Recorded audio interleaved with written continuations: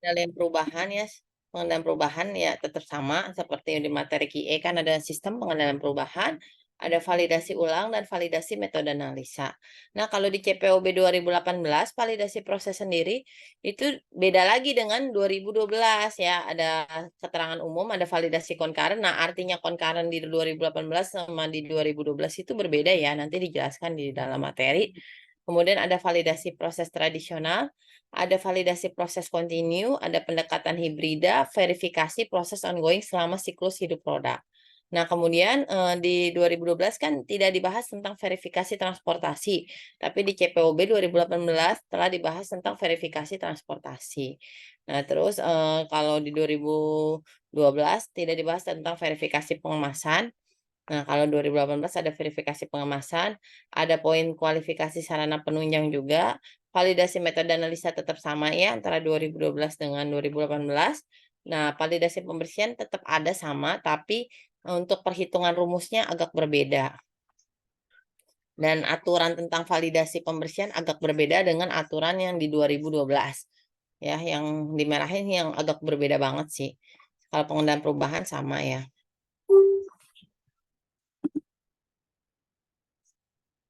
Nah, kalau yang tadi untuk validasi yang baru, validasi sendiri biasanya di industri farmasi itu terbagi-bagi ada validasi proses dan pengemasan, ada validasi pembersihan atau kita sebut juga cleaning validasi, ada validasi atau verifikasi transportasi kita sebutnya, ada validasi holding time, ada validasi metode analisa sama validasi sistem komputerisasi. Ya, kalau validasi proses sendiri dan pengemasan tadi ya dibagi menjadi validasi concurrent, validasi ongoing selama siklus hidup produk, pendekatan hibrida, validasi kontinu, validasi tradisional. Kemudian kalau untuk validasi pembersihan, biasanya industri farmasi itu menggunakan dua metode, yaitu metode swab dan metode rinse. Nah, masing-masing sendiri itu biasanya untuk metode swab, generalnya kita ada beberapa rumus, yaitu dosis terapeutik harian, TDD, dosis toksikologi, dan batas general limit 10 ppm. Nah, ketiga rumus ini sih biasanya kita pakai tiga-tiganya, kayak gitu. Kalau zaman dulu kan di 2012 itu mungkin persyaratan minimal kurang dari 10 ppm. Nah, sekarang udah tidak bisa dipakai lagi dengan satu rumus saja. Seperti itu.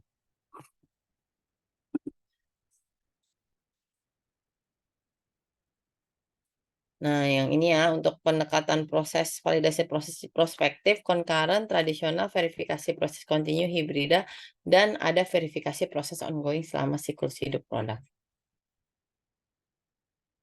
Nah, proses validasi sendiri ada life cycle-nya ya.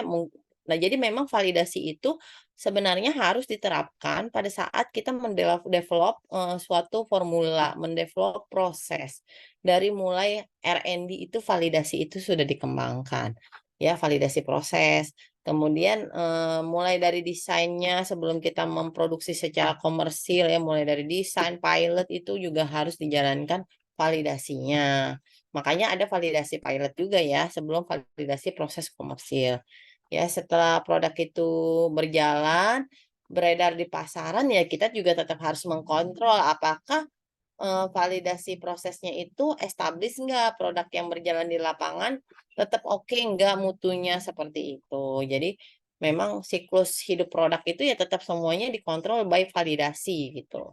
Makanya mulai dari pengembangan proses produknya sampai transfer teknologi produknya, terus kita produksi secara komersil sampai produk itu mati di pasaran artinya suatu saat produk itu udah nggak laku dan tidak diedarkan lagi gitu.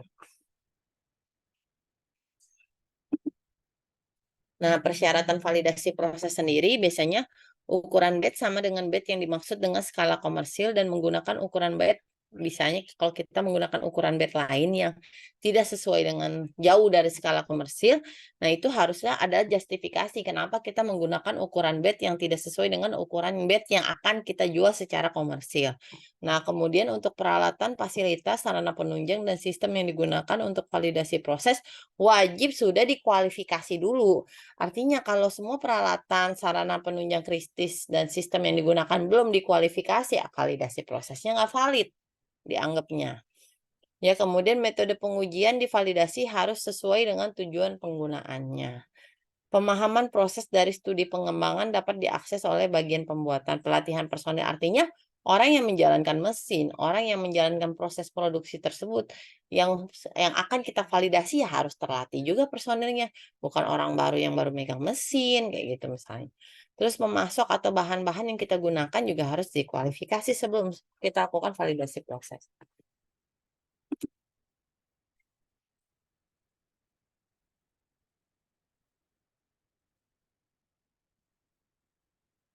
Nah, validasi produk baru, semua kekuatan produk yang akan dipasarkan dan juga dicek lokasi pembuatannya.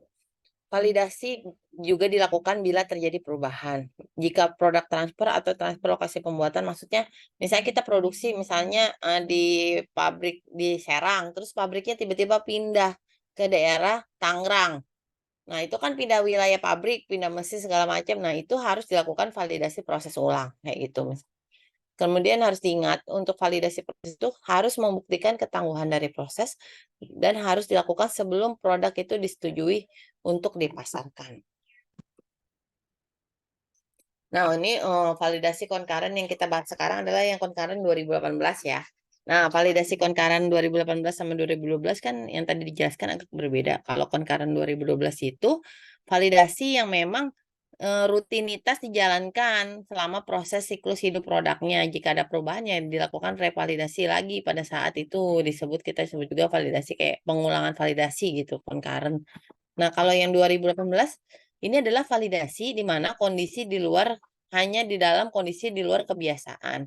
Artinya ketika ada rasio manfaat risiko yang besar bagi pasien. Nah, maksudnya gini, misalnya kita kan validasi misal minimal 3 bed. Ternyata baru jalan 2 bed misalnya. Ternyata terjadi gempa atau terjadi kebakaran ruangan produksinya, nggak bisa dilanjutkan, baru diselesaikan 2 bed. Nah, itu berarti kita menyelesaikan validasi tanpa memenuhi full bed validasinya. Nah, itu kita bisa juga sebut sebagai validasi concurrent, tapi ini tetap harus dijustifikasi. Alasan kenapa kita melakukan validasi tidak sesuai dengan full bednya misalnya. Dan itu juga kita harus minta perizinan atau persetujuan dari Badan POM. Nah, kemudian didokumentasikan secara jelas di dalam rencana induk validasi dan disetujui oleh Kepala Bagian Pemastian Mutu. Nah, bila telah diadopsi tersedia data yang memadai, jadi dengan 2 batch itu udah banyak nih data memadai untuk mendukung kesimpulan bahwa tiap batch produksi dihasilkan tetap seragam dan memenuhi kriteria keberterimaan. Kemudian hasil dan kesimpulan didokumentasikan secara formal dan tersedia bagi Kepala Pemastian Mutu untuk dilakukannya namanya pelulusan BEP. Ya, validasi proses tradisional. Nah, ini validasi proses banyakan sih beberapa industri farmasi, terutama yang industri lokal ya, lokal company PMDN itu kebanyakan kita menggunakan validasi proses tradisional. Ya, jadi validasi proses tradisional itu sejumlah batch untuk diproduksi dalam kondisi rutin untuk memastikan reproduksibilitasnya. Ya, jadi bahasa validasi concurrent zaman dulu yang 2012 sebenarnya digantikan namanya jadi validasi proses tradisional. Nah, untuk concurrent yang 2018 maknanya berbeda, tidak seperti concurrent yang dulu. Nah, kalau maknanya concurrent yang dulu itu mirip dengan sekarang yang validasi proses tradisional.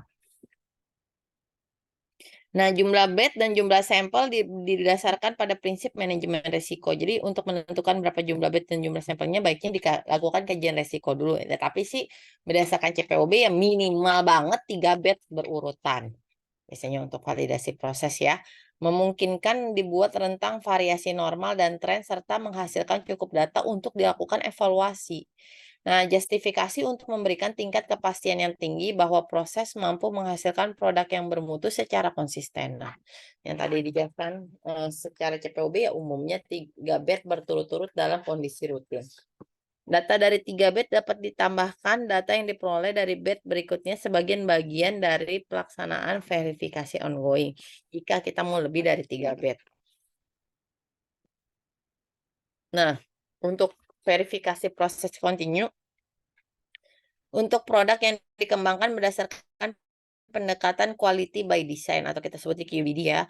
Kemudian proses pengembangan yang telah ditetapkan secara ilmiah, strategi pengendalian yang memberikan tingkat kepemastian mutu produk yang tinggi. Nah, merupakan biasanya kalau kita mau menjalani validasi verifikasi proses kontinu, kita perlu dulu personel yang memahami prinsip QBD. Jadi semua tim harus paham dengan prinsip QBD. Tapi kalau QBD-nya belum bisa jalan, timnya nggak paham, Nah, berarti validasi verifikasi proses kontinu itu belum bisa dijalankan, ya. Kemudian sistem dan prosedurnya harus komprehensif, nggak boleh ada kesalahan.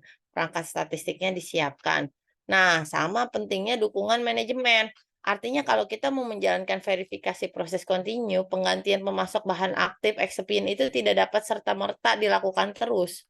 Jadi pemasok ataupun bahan aktif eksipiennya mulai dari pengembangan produk sampai itu produk nanti diproduksi sampai dipasarkan itu harus established dan itu aja nggak boleh berubah. Karena validasinya akan menerapkan prinsip QBD. Artinya validasi sudah mulai harus berjalan percis mulai dari produk itu dikembangkan kan. Jadi jarang banget namanya perubahan bahan baku, bahan aktif ataupun eksipien.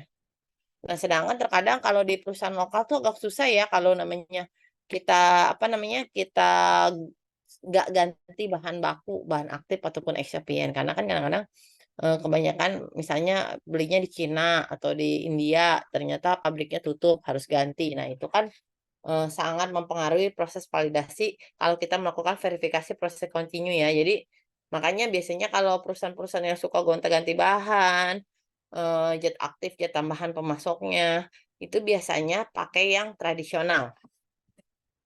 Tapi kalau misalnya perusahaan-perusahaan yang asing ya mungkin ya, mungkin bahannya udah established mulai didesain originatornya dari luar negeri sana, Indonesia tinggal ngikutin misalnya nggak akan ngotak-atik, nggak akan gonta-ganti.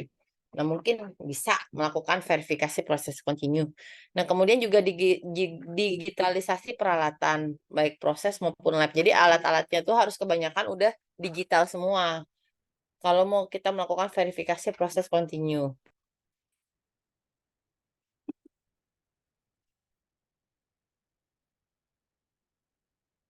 Nah, kemudian mencakup evaluasi strategi pengendalian proses secara reguler dan dapat menggunakan PAT atau proses analytical teknologi dan pengendalian proses secara statistik multivarian.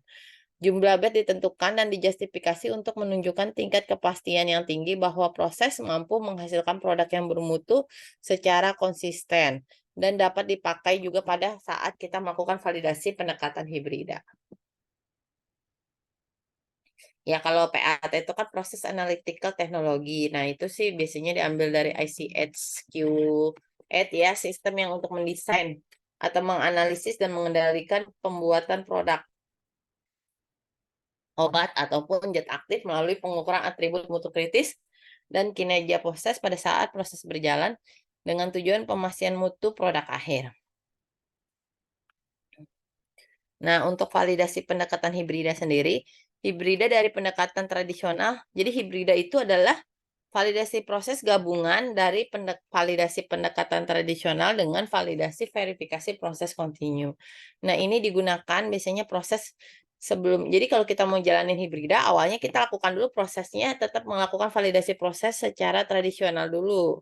Baru dilanjutkan dengan verifikasi proses kontinu kayak dilakukan bertahap gitu loh. Nah, sudah diperoleh jadi prinsip kalau menjalankan ini, sudah diperoleh pengetahuan dan pemahaman yang tinggi mengenai produk dan proses yang diperoleh dari pengalaman pembuatan, mempunyai data riwayat batch, dan perubahan harus sudah mendekati dengan prinsip quality by design.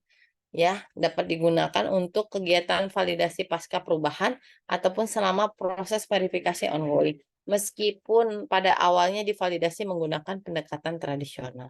Biasanya digunakan juga untuk revalidasi, untuk ini, bukan untuk produk baru. Kalau produk baru kebanyakan validasi prospektif ya. Nah, kriteria keberterimaan memenuhi persyaratan sesuai dengan pemenuhan CPOB antara lain bahan awal berasal dari pemasok yang terkualifikasi, ya, peralatan harus terkualifikasi, metode ujinya tervalidasi. Nah, pembersihan peralatan juga harus tervalidasi. Sebelum kita melakukan validasi proses, ya kita harus melakukan tahap-tahap ini dulu semua. Kemudian memenuhi persyaratan spesifikasi produk sesuai dengan izin edar dan membuktikan kapabilitas dan ketahanan proses melalui evaluasi statistik antara lain kita menghitung nilai CPK, nilai PPK ya proses performance yang menunjukkan keberulangan proses produksi dan inilah inti dari validasi proses.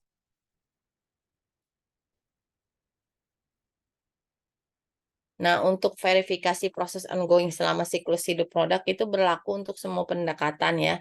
Jadi prinsipnya gini, kalau untuk validasi proses tradisional, Kalau yang concurrent itu kan pilihannya untuk kejadian yang tidak diinginkan. Nah, tapi kalau untuk pendekatan validasi yang lain, kan ada 3 tuh tadi ya, validasi proses tradisional, terus verifikasi tadi, proses ongoing ini tetap wajib, ya continuous, proses validasi, ya, dan hibrida. Nah, kalau 3 ini sebenarnya bukan tiga-tiganya kita harus lakukan, tapi pilih salah satu mana yang cocok dengan industri kita, seperti itu. Setelah kita melakukan salah satu dari 3 pendekatan validasi ini, kita wajib melanjutkan dan melakukan namanya verifikasi proses ongoing selama siklus hidup produk. Nah, ini yang wajib. Seperti itu. Mau baiknya kita ngelakuin validasi proses tradisional, ya kita tetap setelah itu nanti akan melakukan verifikasi proses ongoing. Kalau kita milihnya, oh perusahaan industri kita lebih cocok CPV, oh di situ kita lakukan juga verifikasi proses ongoing, tetap dilakukan. Kalau yang 3 tadi pilihan, kita mau milih yang mana, perusahaan kita cocoknya melakukan validasi proses yang mana. Tergantung data tadi yang dibutuhkan ya. Kemudian untuk memantau mutu produk, memastikan bahwa keadaan terkendali dipertahankan sepanjang siklus hidup produk dengan evaluasi tren proses yang relevan. Pemantauannya lebih sering dari PMP, pengkajian mutu produk ya, yang kemarin di materi QE kita belajar. Kemudian untuk mendapatkan data yang cukup untuk melakukan analisis tren dari batch yang diproses menggunakan perangkat statistik yang cocok. Nah, luas frekuensi dikaji secara berkala, produk baru biasanya untuk verifikasi proses ongoing dilakukan lebih sering dibandingkan produk existing. Nah, ongoing proses validasi dilakukan terhadap critical parameter ya sama critical quality attribute ya untuk menunjukkan proses capability dan robustness. Selama tidak ada perubahan, ongoing proses validasi dapat menggantikan revalidasi berkala karena memang biasanya ada ketentuan bahwa validasi itu harus direview 5 tahun sekali. Kalau ada perubahan nggak nunggu 5 tahun langsung dilakukan revalidasi ya. Tapi kalau misalnya kita udah melakukan ongoing proses validation ya berarti itu sebagai perwakilan revalidasi berkala. Jadi istilahnya tidak perlu melakukan review kembali pada saat 5 tahun sekali seperti itu. Nah, biasanya tetap dibuatkan protokol terpisah yang disetujui dengan validasi yang lain. Jadi, laporan dan protokol verifikasi proses ongoing masing-masing, protokol, eee, validasi misalnya validasi tradisional sendiri, ongoing sendiri. Nah, laporan didokumentasikan hasil yang diperoleh, gunakan perangkat statistik yang sesuai untuk mendukung kesimpulan tentang variabilitas, kapabilitas proses, dan untuk memastikan keadaan terkendali. Dan mendukung PMP dalam status validasi proses produk. Jadi nanti di laporan PMP dulu itu kan baru masuk cuman validasi proses, tapi kalau kita sudah menerapkan verifikasi proses ongoing, nanti di laporan PMP-nya juga ditambahkan tentang subbab poin verifikasi proses ongoing. Artinya verifikasi proses ongoing itu bukan pengkajian mutu produk. Artinya verifikasi proses ongoing itu masuk ke dalam laporan pengkajian mutu produk, seperti itu. Pertimbangkan perubahan dan kebutuhan tindakan tambahan, ya. Nah, artinya untuk validasi proses lagi, retrospektif itu tidak diterima lagi. Kenapa? Karena retrospektif itu dia ngolek data batch record misalnya 10 sampai 20 batch. Nah, itu tidak diperlukan lagi. Kenapa? Karena retrospektif itu sebenarnya udah digantikan dengan pengkajian mutu produk. Jadi kan pengkajian mutu produk itu kita mengkolek data produk yang telah diproduksi, dibikin laporannya tiap tahun. Jadi udah nggak perlu lagi namanya validasi retrospektif. Jadi kayak double, timpa-timpa gitu. Terus fleksibilitas bagi industri yang tadi untuk memilih pendekatan validasi proses, bukan mengerjakan tiga-tiganya. Yang wajib itu verifikasi proses ongoing. Jadi tergantung industrinya cocoknya memilih validasi yang mana. Kemudian harusnya produk tervalidasi sebelum diedarkan. Pembuktian kapabilitas dan ketangguhan proses produksi yang menjamin produk memenuhi persyaratan mutu secara konsisten. Ongoing proses validasi membuktikan status tervalidasi atau terkendali sepanjang siklus hidup produk, dan ongoing proses validasi itu mendukung data PMP, bukan tergantikan dengan PMP, beda ya. Yang tergantikan adalah retrospektif. Nah, untuk protokol validasi itu biasanya menjelaskan dalamnya poinnya ada parameter proses kritis atau critical process parameter, atribut mutu kritis, critical quality attribute, dan kriteria keberterimaan terkait.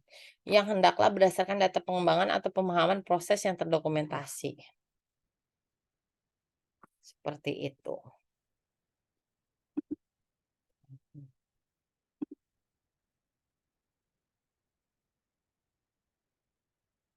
Oke, kita buka sesi tanya jawab dulu ya sebelum lanjut ke materi selanjutnya. Ibu, saya izin bertanya, Ibu. Mm-mm. Tadi tadi kan ada yang butir 12.65 sama 12.66. Itu maksudnya apa ya, Ibu? Apa itu diambil dari sumber Itu PNP yang diambil dari tadi? CPUB. Bab Oh, dari 12 CPUB. itu adalah bab CPUB, bab validasi. Oh iya. Jadi Kemudian bisa yang, dibuka di CPUB 2018 ya. ya baik Ibu. Kemudian yang di bagian validasi proses tadi kan ada ret- eh, retrospektif ya Bu. Nah yang retrospektif itu karena tadi Ibu kan bilang kalau misal diadakan lagi itu double karena udah digantikan sama pengkajian mutu.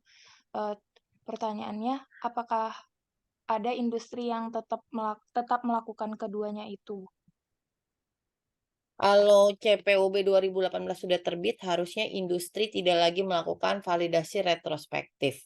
Karena kalau dia masih melakukan validasi retrospektif akan jadi finding Badan POM. Karena nggak sesuai dengan ketentuan CPOB. Jadi prinsipnya kalau biasanya kan industri akan up to date ya. Akan up to date lah. Namanya ada aturan baru. Apalagi ini udah tahun 2023 kan. Nggak mungkin dong dia nggak up to date industri. Begitu ada aturan baru biasanya industri dikasih waktu 2 tahun untuk adaptasi aturan baru tersebut biasanya. Nah, dengan ada aturan CPUB 2018 berarti si industri udah harus tahu bahwa validasi retrospektif itu sudah tidak diterima lagi. Jadi buat apa mereka melakukan itu dan ngapain melakukan kerjaan yang double gitu. Jadi pasti udah nggak dilakukan sih. Kebanyakan ya, aku nggak tahu ya nanti coba kalian PKPA di industri, apakah di industri sana masih melakukan atau enggak gitu. Tapi kalau harusnya kalau industrinya udah up to date dengan aturan, pasti udah nggak ngelakuin. Pasti dia milih antara 3 pendekatan tadi, validasi mana yang cocok dengan industrinya. Kayak gitu. Ya, baik Bu. Makasih Bu. Oke.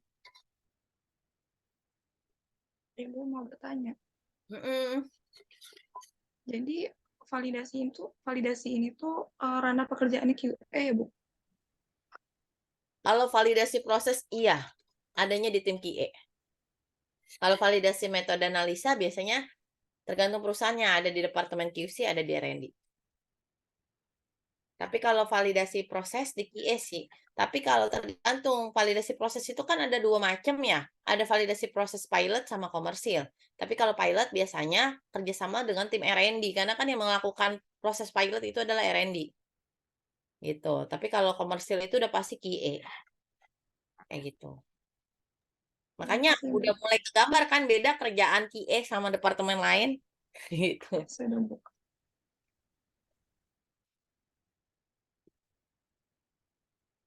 Ada lagi nggak yang tanya? Sambil sambil tanya jawab ya.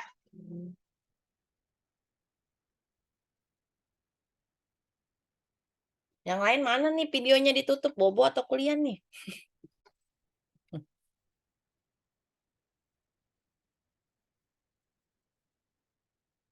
Iya, kalau nggak ini kayaknya Bu Lindi curiga kulit Bobo atau ini kuliah.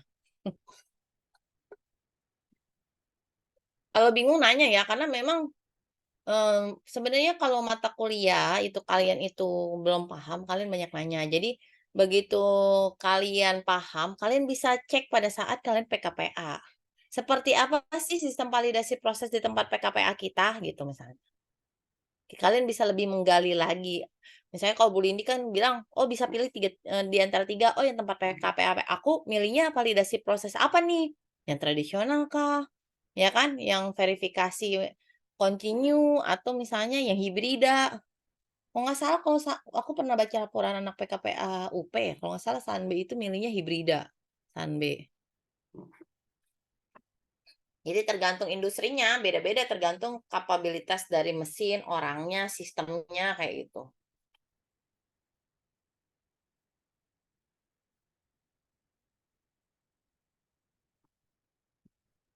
Moderator mana moderatornya?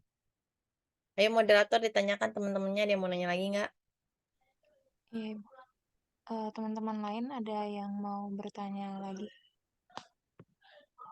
boleh langsung on mic aja ya, kalau mau nanya.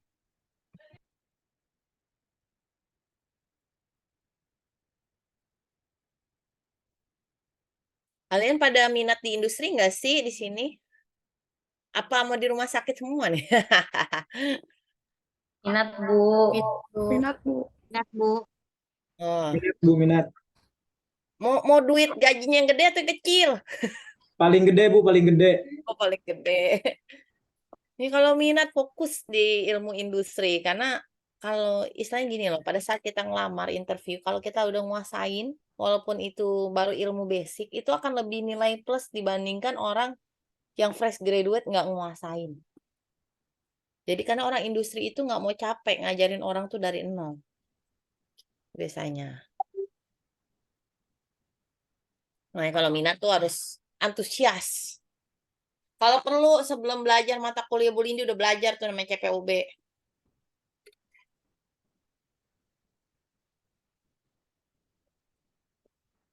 Bu Lindi aja selama bekerja baca itu CPUB tiap hari. Ada kali 13 tahun.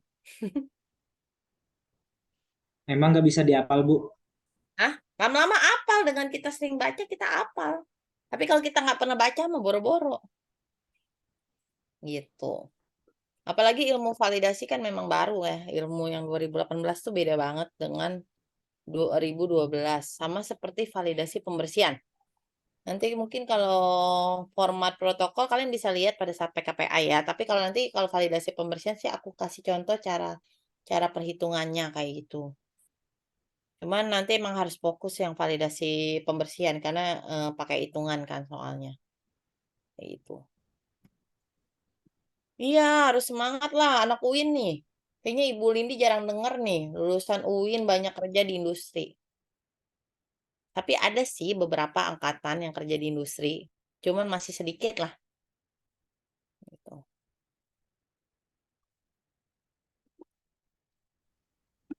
Sebenarnya masih belum ada gambaran sih, Bu. Belum ada gambarannya gimana nih, asik. Maksudnya, apa ya, Bu? Analisisnya ini masih belum ada tergambar gitu, Bu. Jadi kayak bingung. Kalau rumah sakit kegambar gitu, karena udah PKL atau belum? Kalau rumah sakit mah ada prakteknya kalau S1 ya? Enggak. Nggak tahu sih, Bu. Belum ada bayangan di Nggak ini. ada. Jadi intinya sih kalau validasi proses itu namanya validasi proses.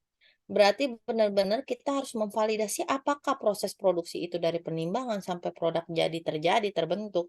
Itu robustness enggak, konsisten enggak menghasilkan produk yang bermutu. Itulah gunanya validasi pemastian. Apakah proses produk itu dibuat mulai dari penimbangan sampai produk jadi mutunya akan tetap sama, established, konsisten. Itu yang dibuktikan oleh tim QE bekerja sama dengan departemen lain pastinya. Karena kan harus tetap dilakukan pengujian di laboratorium QC. Gitu. Jadi kayak pemastian proses. Nah, kalau proses itu kan memang dikembangkan mulai dari R&D kan. R&D nyiptain dulu nih formulanya. Formula dari bahan aktif, bahan tambahan yang cocok apa. Mereka trial skala lab. Skala lab lah. Cetak manual segala macam. Hasilnya udah oke. Mereka trial lagi masuk ke skala pilot. Nah, skala pilot itu selain mereka trial, nanti habis setelah trial mereka harus melakukan validasi pilot juga. Minimal 2 batch kalau nggak salah pilot tuh. Kalau komersil minimal 3 batch. Makanya biasanya orang departemen registrasi itu untuk meregistrasikan produk ke Badan POM, itu dia pakainya validasi pilot dulu kebanyakan. Minimal 2 batch itu masih diterima sama deputi registrasi. Tapi begitu berjalan, ya keluar nomor izin edar, kalau kita mau produksi ya kita tetap harus lakukan validasi proses minimal 3 batch. Baru sebelum istilahnya minimal 3 batch dan itu dilaporkan ke Badan POM misalnya. Untuk 3 batch pertama. Seperti itu. Jadi intinya itu adalah salah satu tools untuk pembuktian bahwa istilahnya dengan minimal 3 batch itu bisa sudah cukuplah datanya untuk kita meyakinkan bahwa memang baik dari batch pertama, batch kedua, batch ketiga, hasil produknya itu robustness. Artinya hasil produknya itu mutunya tetap terjaga, indikasinya tetap terjaga. Artinya pasien itu minum obat yang memang bermutu gitu, yang menyembuhkan lah. Ya jangan sampai pasien minum obat misalnya nggak bereaksi, nggak ada zat aktifnya misalnya, atau zat aktifnya terikat di dalam tabletnya, tidak terdispersi ke tubuh, kan nggak ini juga kan. Makanya memang ada tambahan pengujian kan, pasti pengujian laboratorium QC, baik uji kadar, disolusi, keseragaman kandungan, segala macam kan itu diuji pada saat memang baik dari proses rutin, apalagi validasi. Kalau validasi titiknya dia akan lebih banyak titik samplingnya dibandingkan pada saat kita produksi proses rutin. Misalnya produksi proses rutin, misalnya kita biasanya ngambilnya 6 kali pengulangan, validasi itu bisa 10 sampai 12 kali. Kayak gitu. Titik samplingnya akan beda antara validasi dengan proses rutin. Oke, ada yang bertanya nggak? Kalau nggak ada, Ibu mau izin nanya, Bu. iya. Kan nanti kan ada penuntut untuk pendaftaran nomor izin edar kan ke BPOM kan, Bu. Nah, nanti misalnya nih Bu ditolak sama BPOM-nya, nanti kita kan bakal ngasih lagi ke industrinya gitu, Bu. Nah, itu tuh misalnya ada nggak kayak batasan gitu, Bu, berapa kalinya untuk biar sampai finalnya gitu? Batasan apanya nih? Sampai diterima sama BPOM-nya gitu, Bu. Sampai dikeluarkan nomor izin edarnya gitu.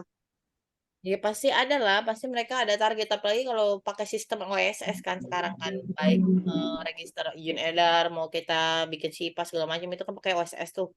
Jadi di OSS itu pasti ada batasan. Jadi kayak mereka ada due date-nya gitu loh. Ini udah ada perbaikannya, ada komen. Nah, komentarnya itu harus segera dilaksanakan perbaikan dan diupload lagi ke sistem OSS. Biasanya kayak gitu. Sampai mereka mendapatkan nomor izin edar. Kalau dulu itu masih ada komitmen, artinya ada nomor izin edar yang keluar.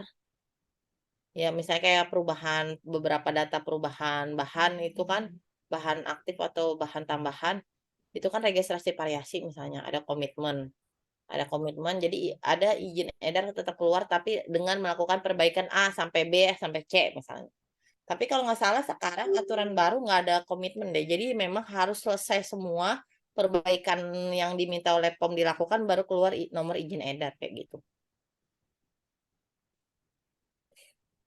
Berarti kalau misalnya kayak penolakan sampai 5 kali dari BPOM itu nggak ada berarti ya, Bu ya? Kayak lebih Ya, dari 1 kali gitu. istilahnya sih sebenarnya nggak ada, cuman pasti harus ada batas waktunya sih untuk menyelesaikan itu gitu. Penolakannya sih istilah paling ada komen berapa kali gitu. Ya cuman kalau bagi aku seorang orang registrasi, dia harusnya udah bisa membaca. Misalnya Badan POM komen A sampai B sampai C, dia udah harus baca apa sih yang dimau oleh Badan POM kayak gitu. Kalau misalnya sampai berkali-kali 5 kali salah ya berarti kan orang registrasinya nggak bener dong. Buang-buang waktu di situ padahal yang diregistrasi itu produknya banyak. Nggak mungkin satu jenis produk.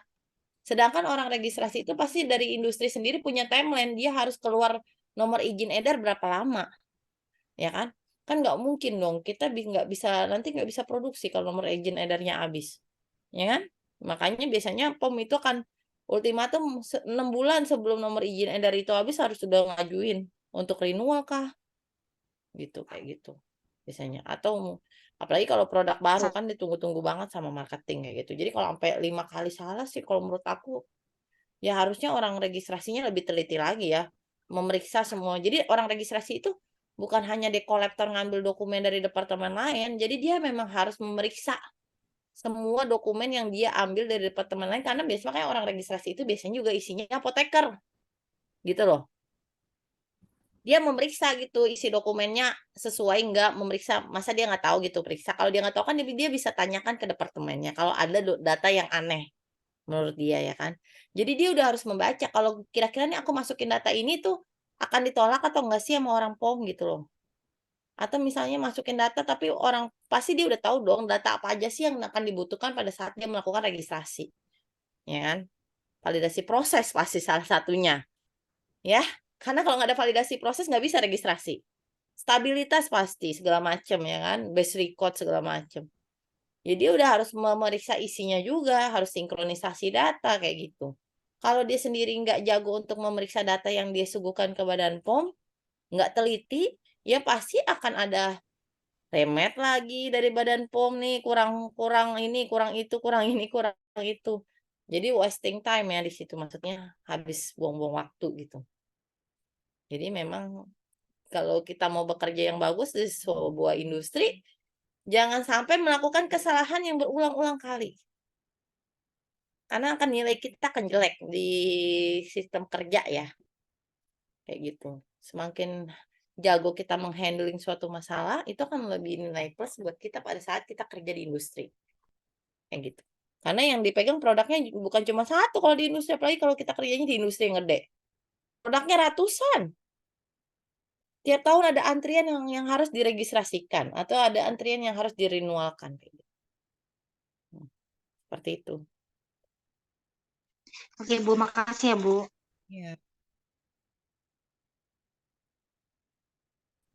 Tadi kayaknya dia mau nanya lagi yang Izin lain. bertanya, Bu. Oh iya. Kan tadi kan yang di kriteria berterimaannya untuk pendekatan hibrida itu kan dibuktikan dengan melalui evaluasi statistik ya Bu ya. Nah, di dalam pikiran saya itu statistik itu berarti berhubungan dengan data kan Bu. Nah, itu kan sedangkan yang dibuktikannya itu kan nilai kapabilitas sama proses performance-nya atau CPK dan PPK-nya. Nah, itu didapati nilainya itu dia udah dalam bentuk angka yang dimasukin ke rumus atau bagaimana Bu? Ya kan pada saat kita validasi kan ntar kita dapat angka. Angka dari sampel misalnya tablet. Tablet dicetak kan pada saat mesin cetak tablet kan diambil sampel keragaman bobotnya, kekerasannya, renyahannya segala macam. Nah, data 3 bit itu dimasukkan ke dalam statistik diolah untuk menghitung CPK-nya. Kan kalau untuk menghitung CPK ada rumus. Rumus statistiknya. Kayak gitu. Makanya kan kita validasi minimal 3 bit. Kadang-kadang kan kalau di bawah 3 data, 3 bit kan pasti kurang data untuk kita olah statistik. Kayak gitu. Nah, itu data dari data cetak, dari data granul, nanti data kadar segala macam itu kan dievaluasi statistik lah istilahnya. Artinya masuk nggak nilai CPK-nya atau masuk nggak nilai statistiknya. RSD-nya tinggi atau enggak. Kayak gitu. Sama kayak kita ngitung data keseragaman kandungan kan kita juga ngelihat AV-nya. Kayak gitu. Jadi pasti pada saat kita validasi kita akan dapat data. Gitu. Nanti dari data tersebutlah dimasukin ke dalam rumus untuk mencari CPK-nya. Nanti dari CPK sih biasanya ketahuan istilahnya apakah ini kendalanya istilahnya tabletnya itu bobot tabletnya misalnya apakah dia konsisten terus atau enggak. Apakah bobot tabletnya variabelnya tinggi. Jadi kadang-kadang dia di atas bobotnya, kadang di tengah, kadang di bawah jomplang gitu misalnya. Nah, itu fungsinya itu untuk melihat konsisten dari kualitas mutu produknya kayak gitu. Jadi semua di proses validasi itu baik proses granulasi, pengeringan, dicek LOD, cek bobot segala macam itu diambil semua datanya. Kadar, cek kadar itu diambil datanya dibikin dalam laporan validasi. 3 batch. Jadi data satu biasanya satu batch aja tuh satu kali ngambil data tuh 12 titik, 10 sampai 12 titik misalnya. 3 batch aja udah berapa data? 24 tambah lagi 12 ya kan? Nah, itu dimasukkan ke rumus statistik. Kayak gitu. Bu, terima kasih Bu. Oke. Ibu, saya mau nanya, Bu. Ya. Sebenarnya, maaf ya Bu kalau pertanyaannya rada remeh. Ini Bu, sebenarnya tuh di industri yang Ibu kerja ini, kira-kira satu hari tuh bisa berapa batch ya Bu? Nah, produk. Iya, per produknya. Atau ada minimal kira-kira harus, satu hari tuh harus targetnya berapa batch gitu per harinya ada ketentuannya nggak Bu? Ya, itu mah biasanya ngelink ke planningnya PPAC. Jadi produksi itu menurunkan produk itu berdasarkan perintah dari PPAC. Jadi PPAC itu dia pasti udah memperhitungkan kapabilitas mesin kita ada berapa aja sih gitu. Pasti per hari itu terkadang belum tentu produknya sama tiap berapa bed. Tapi kalau produknya kayak produk e-katalog tuh kayak ISDN. ISDN kan laku banget tuh di mana-mana tuh. ISDN masuk e-katalog kan punya Yarindo ya. Kayak kacang goreng kan ISDN tuh ya. Jadi pasti ISDN itu satu hari bisa 4 sampai 5 bed. ISDN doang, belum Purosemid. Purosemid dicari-cari mulu. Sekali produksi ludes. Kayak kacang goreng. Banyakan orang nggak tahu ya, banyak orang sakit jantung sama sakit hipertensi kali ya di puskesmas sama ini ya. Nah itu juga, itu kalau cepat itu sehari itu bisa produksi sekitar, tergantung mesinnya, karena kan tiap tiap proses itu kan pertahapan mesin ya. Per satu produk itu belum tentu satu bed itu jadi dalam satu hari yang sama. Karena kan produk itu menjalani proses dari timbang, butuh waktu ya kan. Mixing berapa lama, pengeringan berapa lama, belum proses cetak, stripping. Jadi satu hari itu bisa diestimasi satu bed itu sekian hari gitu atau 1 minggu gitu. Tapi tiap hari itu produksi banyak produk gitu misalnya. Kalau di Arindo sendiri banyak, bisa puluhan 20 produk setiap hari yang masuk di area produksi. Tapi prosesnya beda-beda gitu. Kayak gitu. Berarti itu ya Bu, apa tetap di berdasarkan tetap sama kayak CPOB juga ya Bu untuk semuanya. Tergantung kualifikasi mesinnya segala macam dan ruang bangunannya tergantung besar kecilnya suatu perusahaan gitu ya Bu, suatu industri. Ya, jadi tergantung kapasitas dari mesinnya. Kalau kualifikasinya ya, kalau kita udah mau pakai mesin itu wajib udah selesai kualifikasi, nggak boleh ditawar-tawar. Tapi kalau jumlah berapa produk yang bisa diproduksi pada hari itu tergantung kapasitas mesin, gitu intinya. Tapi kalau sekarang sih Bu Lindi udah nggak di Arindo ya guys. Ya, jadi Eh, kenapa?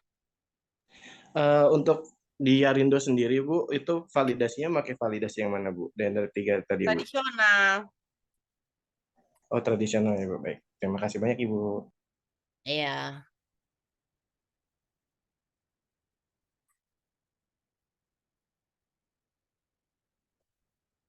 Tapi tetap ya ingat tadi kan validasi itu pilihan. Setelah kita melakukan proses tradisional, tetap melanjutkan validasi verifikasi proses ongoing. Gitu. Jadi kayak ada tambahan batch-nya lah dari validasi proses tradisional. Oke, kalau nggak ada pertanyaan lagi, kita lanjut ke validasi cleaning. Atau ada pertanyaan lagi? Hari ini kita materinya kita anggap farmasi industri ya. Baik, Bu. Oke, kita lanjut lagi ya. Untuk validasi cleaning.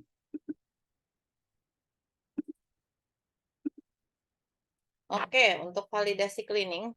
Jadi validasi pembersihan adalah tindakan pembuktian yang didokumentasikan bahwa tindakan pembersihan yang dilakukan secara berulang mampu untuk menghilangkan sisa produk sebelumnya atau bahan pembersih yang dipakai pada peralatan sampai batas residu maksimum yang secara sains dapat dianggap aman. Nah, validasi pembersihan sendiri itu biasanya berdasarkan risk-based approach ya. Nah, kebanyakan beberapa ada yang pakai Hebel. Kemudian ada juga terkait pengelolaan pengetahuan, terus juga biasanya kita melakukan juga manajemen risiko mutu, ya. Baik kita melakukan risk assessment terhadap operatornya atau operasionalnya, terhadap penanganan cross kontaminasi dan segala macamnya, dan penentuan worst case. Nah, validasi pembersihan terkait worst case. Apa sih worst case itu? Pasti alasan ilmiah kenapa bagi pemakaian marker atau penentuan marker pada saat pemilihan produk untuk kondisi terburuk.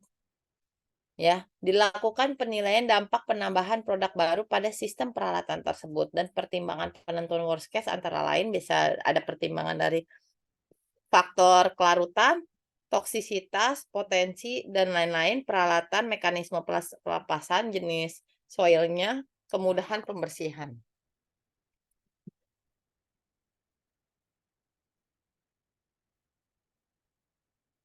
Nah, kemudian untuk penilaian menentukan faktor-faktor variabel yang mempengaruhi efektivitas dan kinerja pembersihan, misalnya itu operator, tingkat kerincian prosedur pembersihan dan waktu pembilasan, dan lain-lain.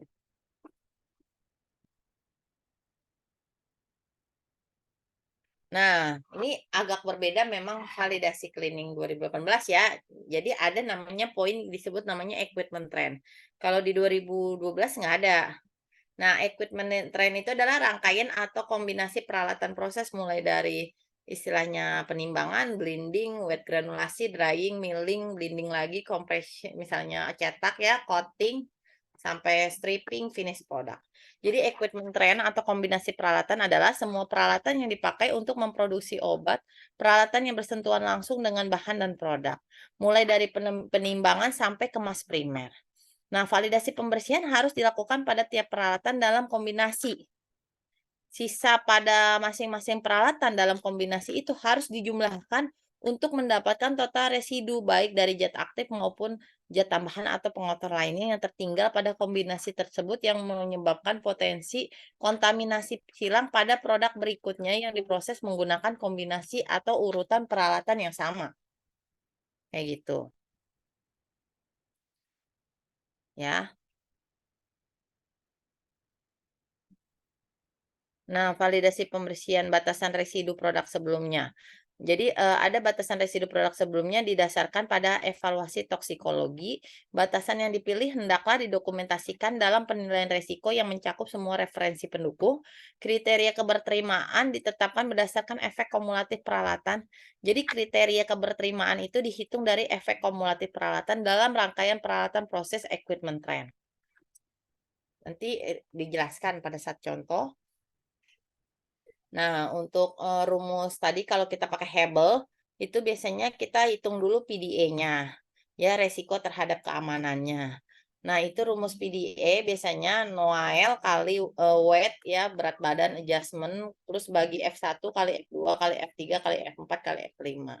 Nah, ini F1, F2, F3, F4, F5 itu adalah variabel pada saat kita lakukan uji praklinis pada hewan. Makanya biasanya industri dalam negeri nggak bisa pakai rumus Hebel tadi. Nggak bisa pakai rumus PDE ini. Karena kita kan kebanyakan produknya bukan produk originator. Kebanyakan produknya kan produk mitu. Artinya produk mitu kan produk yang copy dari originatornya. Pasti produk mitu itu kalaupun ada syarat dilakukannya uji klinik udah langsung pada manusia. Tidak lagi pada hewan. Karena kita produknya bukan originator. Nah, sedangkan kalau dia industrinya kayak perusahaan asing kayak Merck, kayak Pfizer, Bayer misalnya. Mereka kan kebanyakan banyak juga produk original kan. Nah, mereka bisa menerapkan rumus Hebel ini, bisa menerapkan rumus PDE ini karena mereka udah punya data faktor F1, F2, F3, F4, F5. Gitu. Tapi kalau PMDN susah nih dapat angka F1, F2, F3, F4, F5-nya. Karena itu biasanya yang punya itu kalau enggak yang membuat originator biasanya yang punya sih ada supplier atau pabrik bahan baku zat aktif terutama yang memang mereka melakukan uji preklinis untuk zat aktif tersebut. Tapi sampai saat ini sih kayaknya kalau kita minta ke manufacturer zat aktif itu agak susah karena ini datanya mungkin data rahasia penelitiannya mereka gitu. Jadi agak belum bisa beberapa perusahaan PMDN untuk memakai rumus ini. Jadi, kalaupun kita udah berhasil dapetin datanya, barulah rumus ini kita bisa pakai di perusahaan PMDN atau perusahaan dalam negeri ya. Kayak gitu. Nah, ada alternatif rumus lain selain Hebel dan PDE. Nah, alternatif rumus lain itu kita menggunakan batas pembersihan bukan pada level Hebel tadi ya, tidak pada level Hebel. Jadi kita pakainya namanya Mako. Mako itu maksimum allowable carryover ya. Nah, itu Mako itu kita hitung lagi rumusnya. Istilahnya kalau ini adalah tetap masih sama. Rumusnya kalau kita pakai PDE, rumusnya tadi kita hitung PDE ini dulu baru kita kali MBS ya, minimum base site produk selanjutnya dibagi safety factor dibagi standar therapeutic daily dose produk selanjutnya. Nah, ini kalau masih pakai PDE, masih tinggal masukin PDE-nya. Tapi kalau kita nggak bisa pakai PDE, nanti ada rumus yang lain. Nah, kita bisa pakai rumus yang ini. Nah, ini beberapa rumus. Ini juga diambil dari literatur zat aktif. Nah, kita bisa pakai namanya Noel. Kalau tadi kan Noel, ini Noel. Ya, Noel itu cuman kita cari LD50 dikali berat badan dibagi 2000 itu konstanta ya, nilai baku artinya nggak tergantikan. Jadi LD50 kan kita bisa cari ya, udah banyak jurnal-jurnal tentang zat aktif, banyak juga mahasiswa yang sudah meneliti namanya LD50 itu kita bisa cari dari jurnal atau kita bisa cari dari beberapa literatur bahan aktif kita. Nah, itu bisa dapetin LD50 lebih gampang dibandingkan kita harus mencari data preklinis pada tikus secara detail ya. Dikali berat badan dibagi 2000. Nah, setelah kita dapat Noel barulah kita masukkan Mako sama dengan Noel previous. Maksudnya Noel previous itu adalah Noel dari marker. Nah, nanti aku jelaskan gimana sih kita cara menentukan marker. Kasih contoh nanti dikali MBS next itu the next product dibagi safety factor next dikali TDD next. Ya. Nah, biasanya berat badan itu ada 2 literatur, ada dari EMA sama FDA ya kalau nggak salah. Kalau dari FDA itu kalau nggak salah literaturnya itu berat badan usia manusia normal itu 70 kilo, tapi kalau dari EMA itu 50 kilo. Nah, biasanya kalau dulu saya pakainya yang 50 kilo, karena berat badan Indonesia kebanyakan orang Indo itu kan nggak kayak orang bule ya, orang bule kan tinggi-tinggi. Jadi berat badan 70 kilo pasti normal. Kalau orang Indonesia kan banyak yang pendek-pendek juga. Jadi kalau udah masuk 70 kilo itu pasti udah masuk overweight gitu loh. Ya, jadi kita pakai yang EMA biasanya yang 50 kilo. Jadi pasti berat badan itu dihitungnya secara garis besar adalah 50 kilo ya.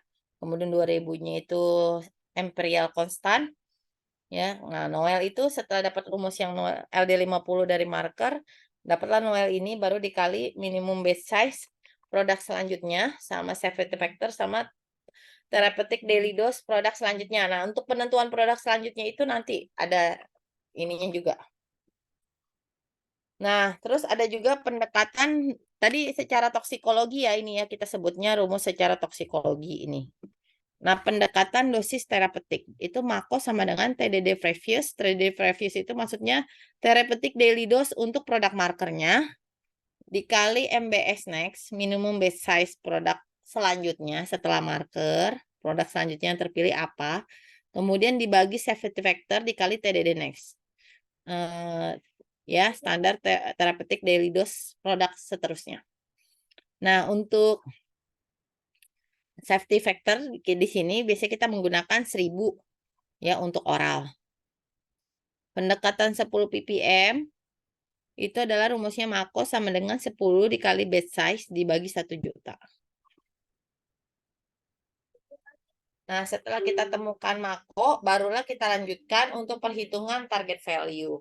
Nah, untuk target value secara swab, kan tadi validasi pembersihan kan ada secara swab, ada secara range. Nah, untuk target value secara swab itu sama dengan Mako dibagi total surface area. Nah, total surface area ini bedanya kalau dulu di validasi yang dulu itu, misalnya kita melakukan cleaning validasi pembersihan itu di mesin cetak. Berarti kita harus menghitung panjang kali lebar kali tinggi dan luas permukaan seluruh mesin cetak itu harus dihitung. Itu validasi pembersihan tahun dulu. Jadi cukup menghitung panjang, tinggi, lebar ya, luas permukaan di mesin cetak itu aja. Nah, karena di validasi 2018 itu kita sudah harus menerapkan namanya equipment trend, ya. Jadi luas permukaan ini adalah walaupun kita melakukan validasi pembersihannya di mesin cetak, luas permukaan surface areanya harus dihitung. Misalnya produk ini melewati mesin apa aja. Oh, ternyata di mesin timbangan dia nggak kontak ke mesin karena timbangan langsung nimbang di atas plastik yang udah ditara misalnya. Berarti penimbangan nggak masuk perhitungan. Tapi kalau penimbangannya dia pakai langsung di situnya, nggak pakai wadah baru dihitung. Ya, misalnya. Nah, kemudian dia lewat apa? Misalnya lewat granulasi, habis lewat granulasi lewat mesin oscillating atau ayak basah.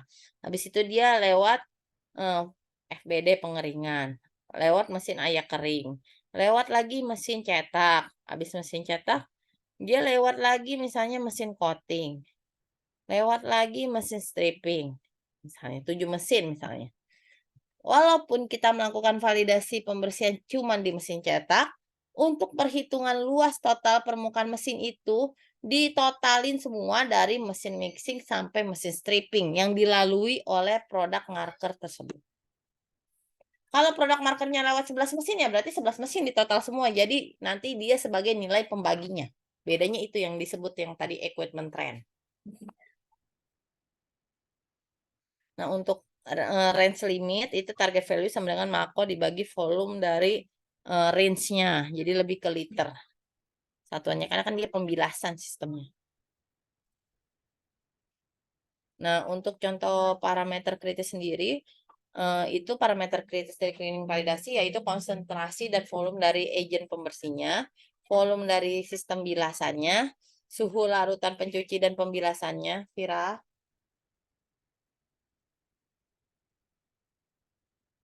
Kemudian suhu larutan pencuci dan pembilasnya misalnya air, tahapan pembersihan dan waktu kontak, kemudian scrubbing action alat tekanan pola, tekanan larutan pencuci atau pembilas konsentrasi agen pembersih.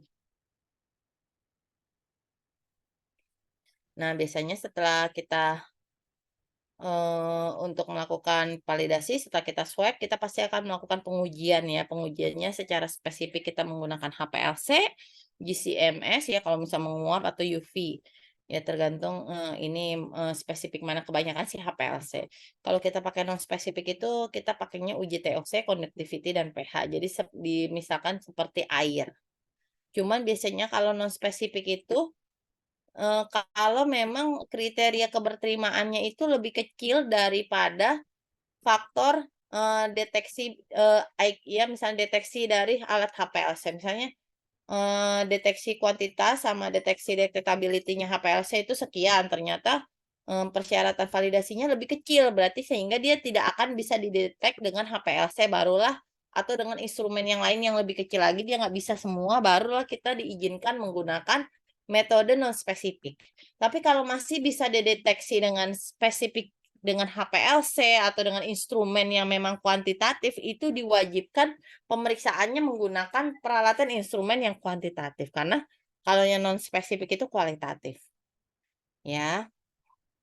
Jadi kalau ditanya lagi apakah TOC dapat dipakai untuk validasi pembersihan dapat tapi hanya untuk bahan yang mengandung cukup karbon yang dapat dioksidasi pada kondisi TOC sisa deterjen sama ya cuman untuk monitoring rutin ya atau misalnya tadi yang detectability-nya lebih kecil dari yang disyaratkan oleh instrumen yang digunakan artinya tidak akan bisa dideteksi dengan instrumen tersebut baru terpaksa banget pakai yang kualitatif. Tapi kalau masih bisa kita usahakan pakai yang kuantitatif pemeriksaan HPLC.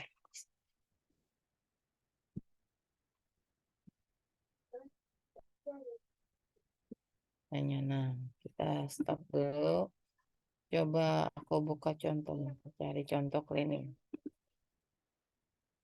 Dek.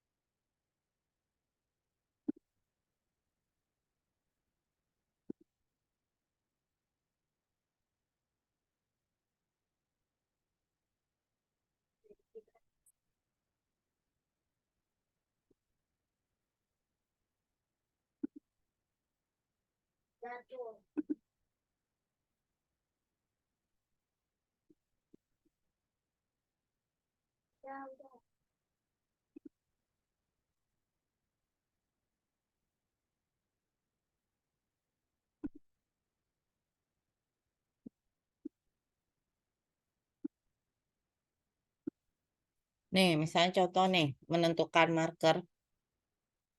Misalnya kita lihat nih, jadi menentukan marker itu per mesin masing-masing mesin. Kalau di industrinya ada 40 mesin ya per masing-masing mesin ditentukan markernya. Karena tiap mesin itu akan mempunyai marker yang berbeda. Jadi untuk menentukan marker kita lihat dulu di data riwayat si mesin itu bahwa mesin itu dilewati produk apa aja yang pernah lewat mesin itu.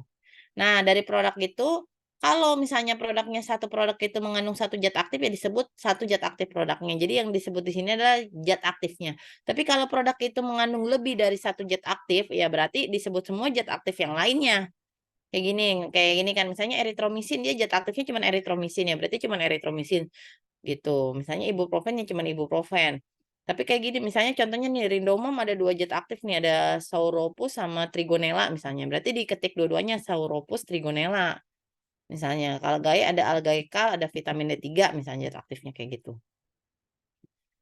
Nah, biasanya tadi kan faktor-faktornya banyak yang tadi yang untuk menentukan marker tergantung industrinya. Jadi Badan POM itu tidak menyuruh, "Hey industri kamu gunakan semua." Enggak, kita pilih sesuai dengan kemampuan pengumpulan data dari industrinya. Nah, ini biasanya kita udah ngetik batch size-nya, terus kalau batch size-nya dalam bentuk kilo gini, kalau bentuk misalnya bentuk miligram kayak gini, minimum batch size segini ya, sama misalnya. Nah, terus kita udah harus cari tahu nih dosis standar harian dari eritromisin, dari ibuprofen apa, berapa dosis standar hariannya. Dosis maksimumnya berapa sehari dari masing-masing zat aktif ini. Terus baru kita tentukan dosis terapeutik terkecilnya berapa. Kayak gitu. Dosis terapeutik terkecilnya berapa.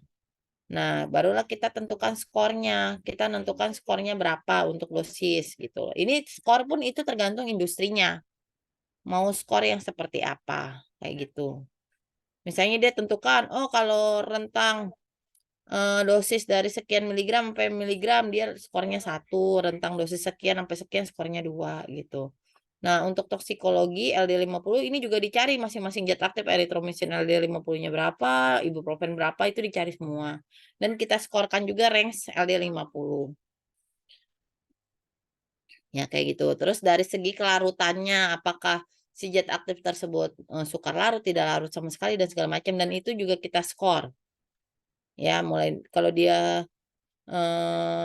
mudah larut nilainya berapa, kalau tidak maksudnya sedikit mudah larut berapa sampai sukar larut. Ya pasti biasanya pemilihan nilai kalau semakin dia sukar larut semakin nilainya tinggi. Kenapa? Karena nanti penentuan marker itu adalah nilai RPN pengali yang tertinggi yang akan dijadikan marker gitu loh. Kalau kita menjadikan marker yang mudah larut kan pasti dia dicuci langsung hilang dong. Tapi kalau yang sukar larut dalam air begitu dicuci masih kemungkinan tertinggalnya itu masih tinggi gitu loh. Nah, BSC Classification System. Nah, ini kalian bisa cek ya nanti di literatur BSC. Nah, itu ada 4 kelas biasanya. Nah, kita kategorikan ini zat aktif ini masuk kelas apa. Kayak gitu dan kelas tersebut dilakukan skor sesuai kelasnya. Kayak gitu. Barulah RPN itu dikalikan dari dosis terapeutik, skornya berapa, LD50 berapa, kelarutan berapa, BSC-nya berapa dikali, dapatlah nilai berapa. Nah, yang ditentukan jadi marker atau worst case area skenario-nya adalah yang nilai RPN-nya tertinggi. Di sini kan simvastatin. Berarti simvastatin nilainya tertinggi 96. Berarti yang akan menang sebagai marker yang tadi yang Noel, yang hitungan Noel apa namanya? Noel itu dosis terapeutik previous. Nah, itu adalah dosis terapeutik marker. Kayak gitu ya. Pokoknya yang previous itu disebutnya marker Noel. Itu tadi LD50, LD50-nya marker. Markernya itu adalah yang nilai RPN-nya ini tertinggi diambilnya. Oke, setelah ditemukan marker, kalau dulu-dulu mungkin di proses validasi dulu banyak perusahaan milih, oh ya udah kan tadi ada dirumuskan ada the next product. Ya udah kita tentukan aja the next produknya yang nilai RPN-nya tertinggi setelah marker. Kalau di sini kan gludepatik. Nah, kalau di aturan baru nggak bisa kita ngambil the next product itu adalah nilai RPN setelah marker. Itu nggak bisa seperti itu. Intinya kita tentukan dulu markernya apa. Setelah ketemu markernya simvastatin, baru kita hitung masing-masing zat aktif ini terhadap marker simvastatin menggunakan 3 rumus tadi. Nah, kan ini udah ketahuan simvastatinnya jadi marker. Berarti kita harus tahu dulu surface area totalnya si simvastatin itu kalau diproduksi lewatin mesin apa aja.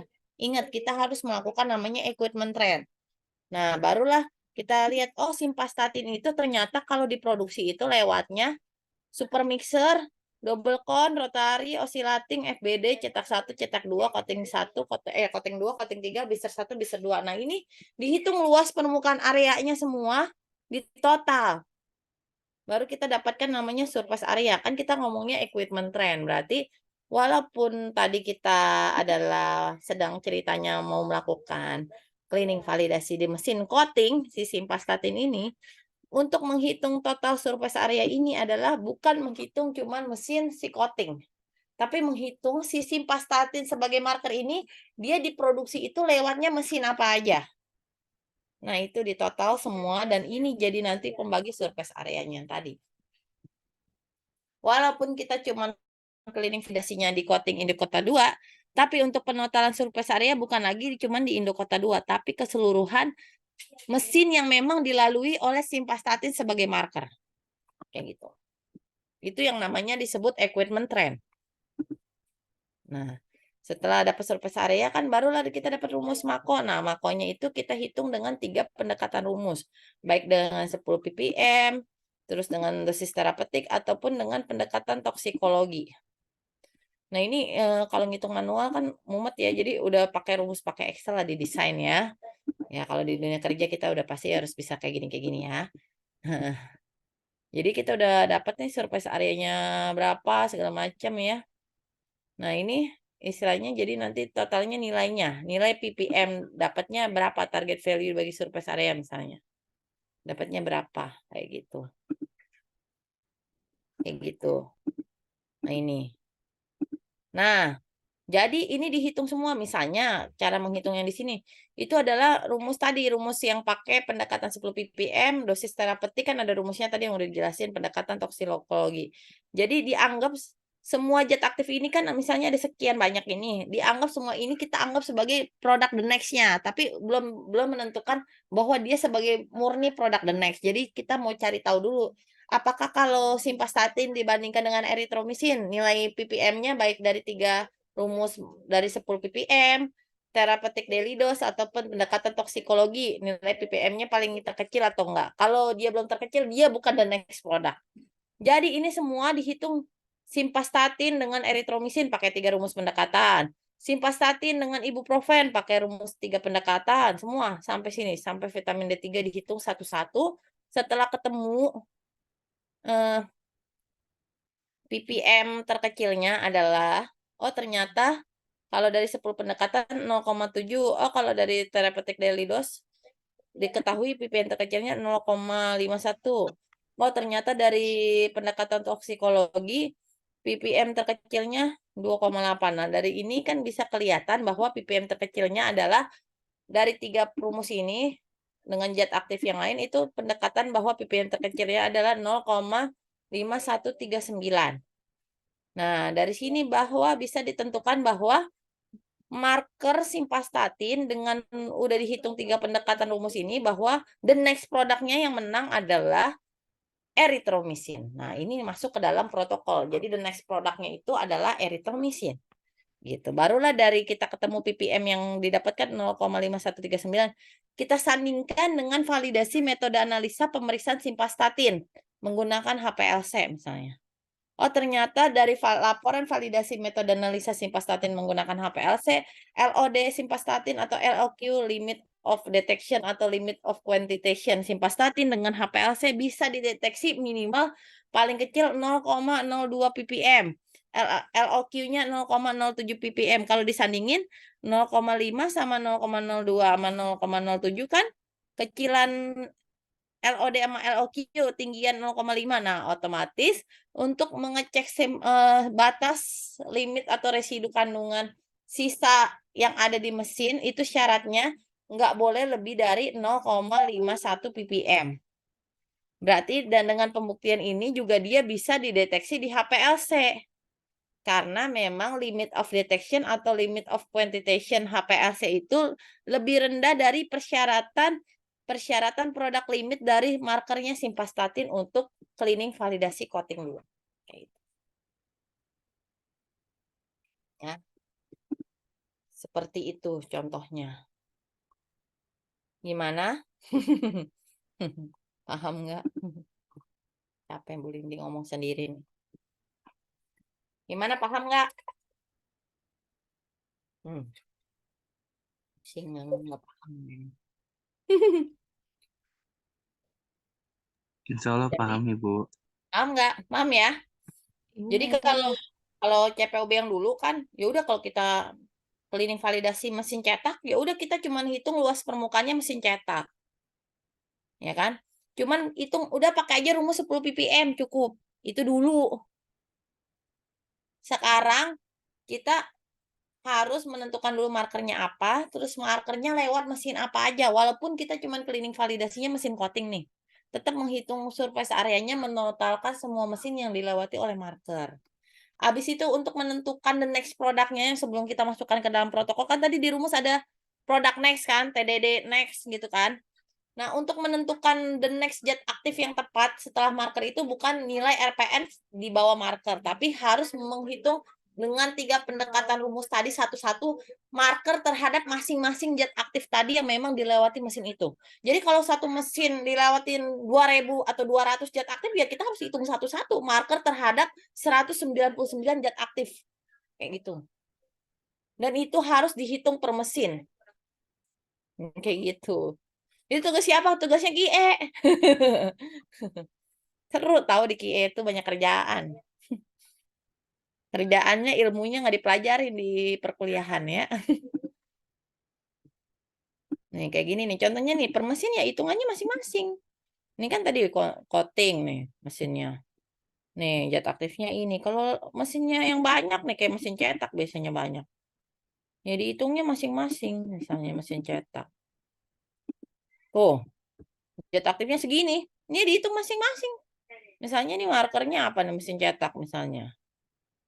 Markernya dextromethorphan ABR. Berarti dextromethorphan terhadap aciclovir, dextromethorphan terhadap dipenylchloraleate, dexamethasone, bla bla bla bla bla. Semua dihitung dengan 3 pendekatan rumus. Nah, total surface areanya ini DMP. Ya, DMP.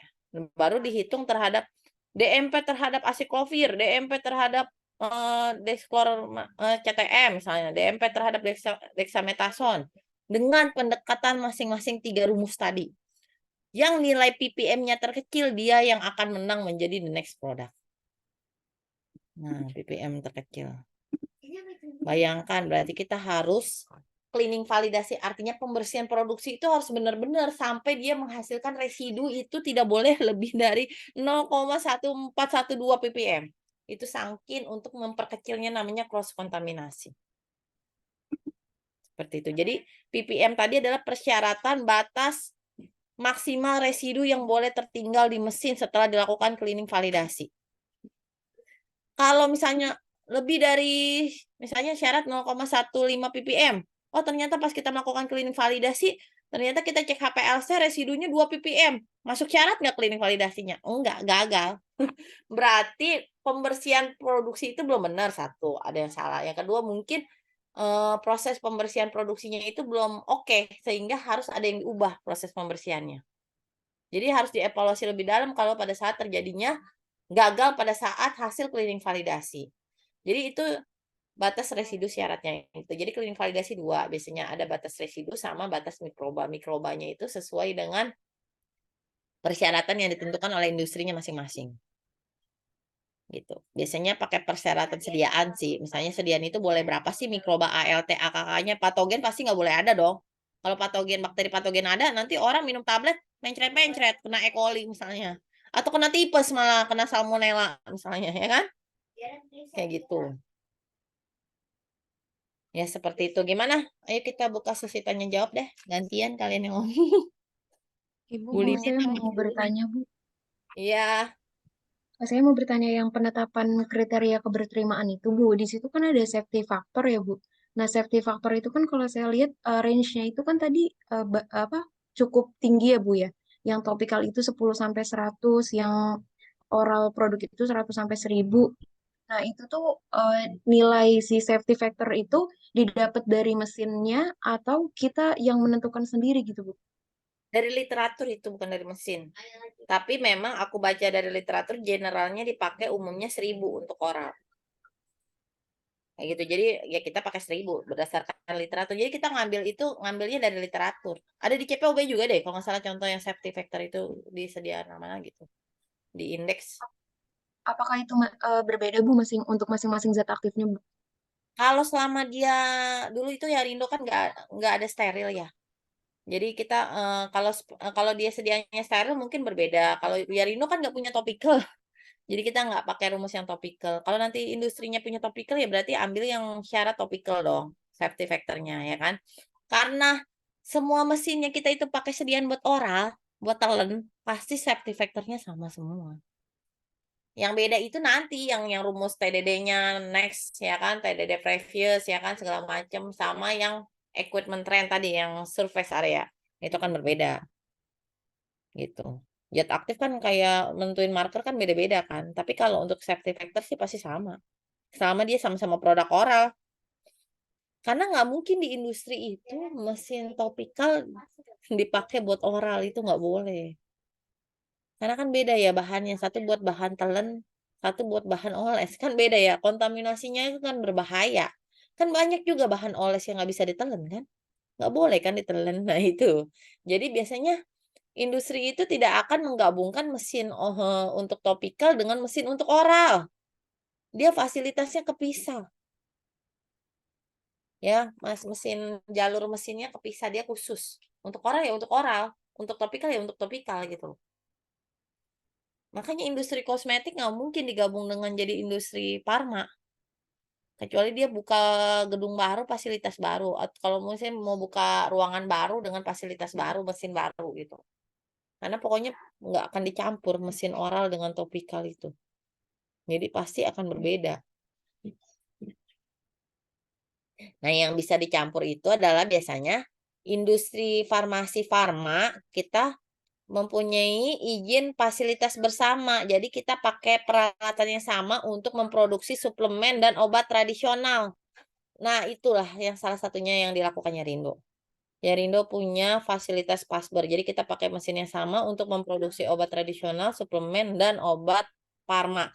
Nah, kalau industrinya mau menerapkan sistem fasilitas bersama antara obat farma dengan obat tradisional, cleaning validasi pembersihan yang akan dicecer pada saat meminta perizinan tersebut. Makanya memang harus kuat di cleaning validasi pembersihannya. Dan Yarindo mempunyai izin tersebut. Dengan cara memperhitungkan cleaning validasi seperti tadi. Gitu. Tapi kalau cleaning validasi kalian nggak kuat, pembuktiannya nggak kuat, kalian minta mengajukan izin Pasber nggak akan dapat. Karena kan antara OT sama Parma itu cross kontaminasinya lumayan ya. Karena OT itu mikrobanya cenderung tinggi biasanya. Sama sisa residunya itu loh. Makanya biasanya kalau nggak salah di perkanya suplemen dan obat tradisional itu syarat OT itu akan selalu diuji mikroba, baik sediaan tablet ataupun sirup. Gitu. Kalau Parma belum tentu ada di kompendial syarat mikroba, tergantung sediaan. Kalau sirup sih pasti ada ya kalau sirup. Tapi kalau tablet sih jarang yang ada persyaratan uji mikroba. Karena secara kan dia bahan kimia ya. Mikroba mungkin nggak terlalu nempel lah. Kalau sirup kan dia cairan. Sirup salep itu kan cairan, ada kondisi di mana air itu kan yang suka mengundang mikroba kan. Gitu. Nah itu makanya biasanya kalau industri yang mau cleaning validasinya kuat dan mengajukan Pasber ya cleaning validasinya harus kuat. Kalau datanya nggak kuat nggak bisa ngajuin Pasber. Jadi sebenarnya industri itu boleh kok satu fasilitas, satu mesin itu memproduksi obat tradisional digabung dengan obat farma dengan mesin yang sama. Nggak perlu beda fasilitas, itu bisa. Tapi syaratnya yaitu harus mengajukan izin fasilitas bersama antara farma dengan obat tradisional. Dan itu akan bermain namanya di cleaning validasi. Karena cleaning validasi itu adalah pembuktian tidak terjadinya cross kontaminasi setelah mesin itu dipakai untuk memproduksi produk A, setelah dibersihkan itu digunakan lagi untuk memproduksi produk B, tidak terjadi kontaminasi antara sisa residu produk A terhadap produk B. Itu tujuan utamanya cleaning validasi. Dan untuk pembuktian, apakah proses pembersihan mesin produksi yang dilakukan oleh prosedur produksi dan operator produksi itu sudah dinyatakan valid, artinya tervalidasi bahwa tidak akan meninggalkan sisa residu. Artinya bisa dipakai dan bisa dipercaya untuk dilakukan proses pembersihan sehari-hari yang dilakukan oleh departemen produksi. Kayak gitu. Itu pembuktiannya dari cleaning validasi. Ya. Gimana? Kita sampai jam berapa nih? 7 menit lagi ya? Iya, Ibu, sampai 8.40. Gimana? Paham nggak? Ini ngangguk-ngangguk paham nggak nih? Bu Lindi udah bercuap-cuap nih. Ibu, maaf mau nanya, Ibu, yang bagian perhitungan tadi, itu kan Hmm? ada skor ya, Ibu? Yang skor mana? Iya, yang di marker tadi, perhitungan Skornya yang marker tadi. ditentukannya industrinya yang menentukan. Oh, berarti setiap industri itu punya rentang skor masing-masing ya, Ibu? Iya, bukan baku. Ntar coba aku buka satu contoh. Satu contoh ini pas banget ya tadi aku bukanya. Bukanya bentar aku. Nih, tergantung industrinya. Jadi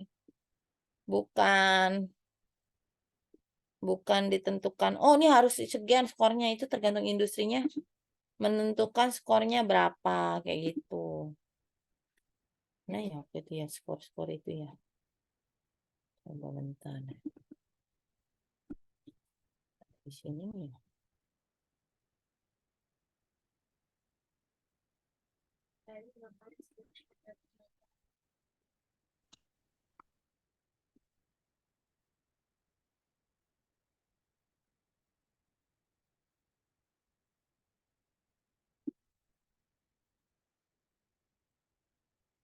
Jadi tergantung industrinya. Intinya pasti yang paling toksik, yang paling sukar larut, yang LD50-nya lebih toksik, itu pasti skornya lebih tinggi karena kita untuk menentukan RPN kan pasti yang tingkat kesulitannya lebih tinggi biasanya. Yang nilai RPN lebih tinggi dia akan jadi marker. Kayak gitu.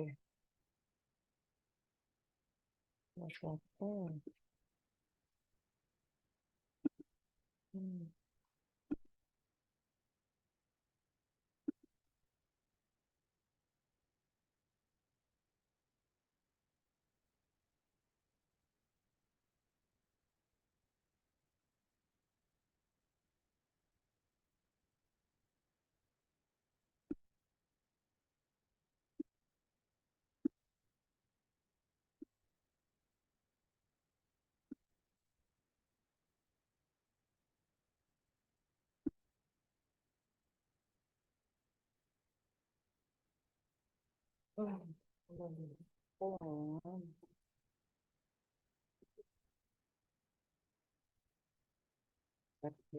Kemarin skor.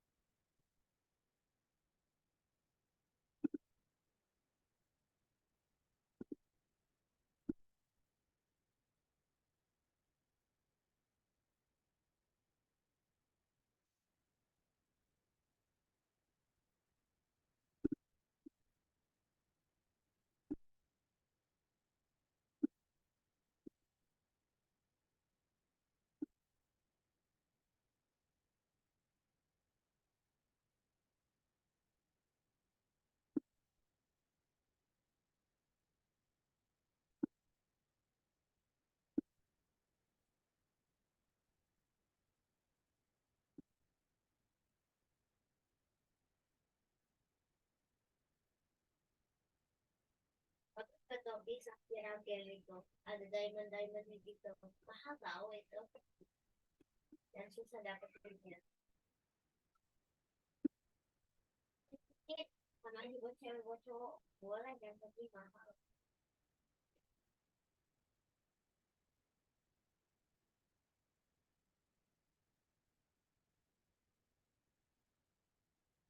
Nah, kasih yang berat, berapa semen? Gimana ya persen kan skor tuh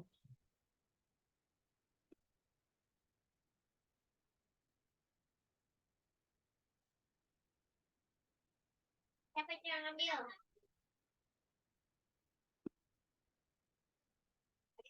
Apa?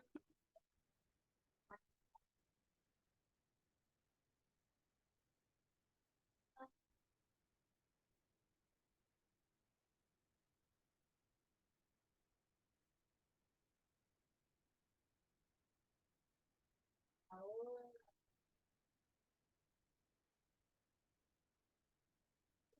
udah lanjut.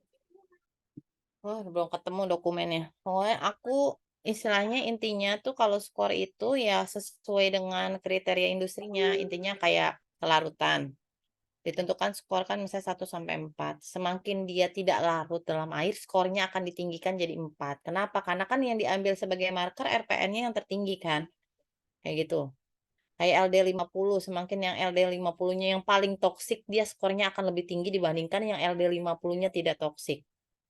Seperti itu. Karena ingat yang untuk menentukan marker itu adalah skor RPN tertinggi. Kayak gitu. Karena kita akan menentukan istilahnya kayak worst case atau marker itu sebagai perwakilan. Artinya kalau yang paling toksik, paling tidak larut, dosisnya paling kecil misalnya, ya kan? Tapi dia istilahnya dilakukan sebagai marker dan klinik validasinya terbukti efektif, berarti kan produk lain yang di bawah dia pasti dianggapnya udah oke loh. Kayak gitu. Nah, untuk nilainya intinya untuk menentukan 1, 2, 3-nya itu tergantung industrinya. Dibikin range juga range industrinya. Misalnya dosis sekian sampai dosis sekian berapa range-nya. Artinya pasti yang paling toksik, yang paling sukar larut, yang BSC-nya paling, kalau BSC itu kan antara kelarutan dengan permeabilitas kalau nggak salah. Ntar kalian lihat aja di literatur BSC. Jadi nilai 4 itu yang istilahnya paling sukar larut, yang permeabilitasnya paling sulit kayak gitu. Kayak gitu. Jadi contohnya kayak gitu. Ya, jadi itu dikali-kali-kali kan RPN tadi kan kali kan. Misalnya kita pakai berapa faktor nih sebagai worst case. Apakah faktor kelarutan, faktor dosis terapeutik, misalnya atau faktor LD50, faktor BSC. Tapi tergantung industrinya, nggak wajib sih pakai 4 faktor itu. Tergantung industrinya, dia bisa mampu mengumpulkan data faktor yang mana sebagai worst case untuk perhitungan RPN marker. Kayak gitu. Kalau tadi ya Rindo pakainya itu, tapi kalau industri lain tergantung industrinya. Jadi Badan POM itu nggak kaku. Kalian harusnya pakainya ini. Nggak. Kalau untuk yang penentuan worst case itu dikembalikan lagi ke industrinya untuk pemilihan penentuan worst case. Dasarnya yang penting ada gitu. Kenapa kita pilihnya itu sebagai worst case? Kalau ya Rindo kan dasarnya istilahnya lebih ke LD50 kelarutan sama BSC sama dosis. Karena kan prinsipnya namanya cleaning pembersihan kan kebanyakan pembersihan itu pasti pakai air kan. Ya kan pakai air terus terakhir pakai alkohol ya artinya kalau yang praktis tidak larut aja bisa berhasil kita bersihkan berarti yang larut atau yang agak sukar larut oke dong gitu loh jadi makanya dia pasti akan menang sebagai worst case gitu logikanya kan kalau kita menentukan yang nggak pernah larut terus LD50-nya indeks terapinya sempit segala macam misalnya itu aja bisa berhasil dibersihkan dengan sempurna. Berarti kan untuk produk lain kan toksikologi sama toksisitasnya kan di bawah produk itu kan. Pasti bisa berhasil dibersihkan sempurna juga. Makanya itulah sebagai dasar kita penentuan worst case kayak gitu. Ya, jadi untuk nilai semakin tinggi nilai pasti dia lebih berbahaya, lebih tidak larut kayak gitu. Dan lebih permeabilitasnya lebih jelek biasanya. Yang nilai skornya tinggi. Ya. Tadi contohnya belum nemu ya contoh, tapi Persiyarindo seperti itu. Tapi tiap industri beda-beda ya. Nanti kalian bisa lihat pada saat PKPA. Baik, Bu. Ibu Nanti minta berarti aja yang contoh protokol sama laporan pada saat PKPA, minta lihat. Baik, Bu. Berarti tadi yang bagian yang pembersihan residu tetap RPN-nya yang terbesar ya, Bu, yang akan dijadikan next product atau Akan dijadikan marker ya, beda ya. oh, Ingat, oh the beda. next product itu dihitung dari marker terhadap masing-masing satu-satu zat aktif yang lewat mesin itu semua, yang nilai ppm-nya terkecil itulah yang dijadikan the next Oh, yang masuk ke protokol. Tadi kan udah dijelasin kan? Tadi yang nilai RPN itu hanya untuk menentukan marker, ya kan? Jika satu mesin itu dilewatin oleh 50 zat aktif, berarti marker terhadap 49 zat aktif yang lain dengan 3 pendekatan rumus yang tadi, nilai ppm mana yang terkecil, dia yang akan menang jadi the next product-nya. Gitu. Dihitung satu-satu dengan 3 rumus tadi. Kan tadi di Excel-nya kelihatan kan? Kalau ada 200 zat aktif ya dihitung satu-satu dengan 3 rumus antara marker terhadap 199 zat aktif yang lain. Yang nilai ppm-nya terkecil dialah yang jadi the next product-nya. Jadi tidak bisa lagi kita menentukan, oh the next product nilai RPM di bawah marker aja kita ambil. Nggak bisa lagi. Harus dihitung satu-satu terhadap 3 rumus tadi. Mana nilai ppm terkecil, dia yang menang jadi the next product, dia yang akan masuk ke dalam protokol validasi cleaning. Gitu. Jadi untuk perhitungan tadi hanya masuk ke dalam lampiran. Jadi untuk lampiran sebagai dasar, kita melakukan penentuan marker dan the next produknya yang masuk ke dalam protokol cleaning validasi. Kayak gitu. Ya. baik, Bu. Terima kasih, Bu. Oke. Wih, waktu kita udah habis ya, lewat 5 menit ya. Nggak apa-apa, tadi mulai juga telat dikit kan. Iya, Ibu. Tapi paham ya? Paham nggak, Kren? Insya Allah. Ibu paham. mau nanya, Hmm. tapi mungkin ini nggak yang spesifik banget ya Bu ke materi. Cuma lebih ke tiba-tiba kepikiran aja Bu buat perusahaan apa buat industri yang itu kayak infus gitu loh Bu, steril kayak Widatra itu kan memang industrinya khusus steril aja gitu, infus aja. Itu berarti kompleksnya nggak kayak oral segala macam gitu ya Bu? Nah, tinggal dilihat sterilnya itu infus misalnya. Ada zat aktifnya nggak digunakan di infus tersebut, kan infus kan ada kayak yang nggak mengandung zat aktif misalnya NaCl, oke lah. Tapi kan ada juga infus yang mengandung zat aktif tuh kayak antibiotik segala macam kan ada ya bentuk infus misalnya.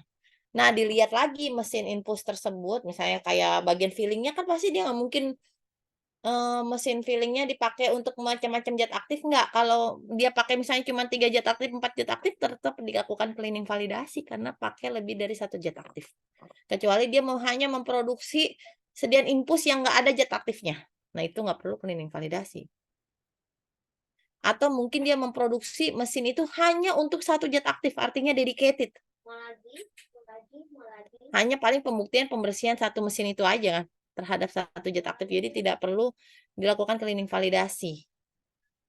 Karena mesinnya dedicated untuk zat aktif itu doang. Jadi tidak mungkin terkontaminasi dengan zat aktif lain, ya kan? Kayak gitu. Tapi kalau 1 mesin dia pakai 2 zat aktif aja, berarti tetap harus dilakukan cleaning validasi. Misalnya infus 1, misalnya isinya Cipro, infus 1 isinya Levo. Kan tetap beda ya antara Cipro dengan Levo kan? Dan kita jangan sampai istilahnya 1 zat aktif mencemari zat aktif lain kan, itu gunanya cleaning validasi kan.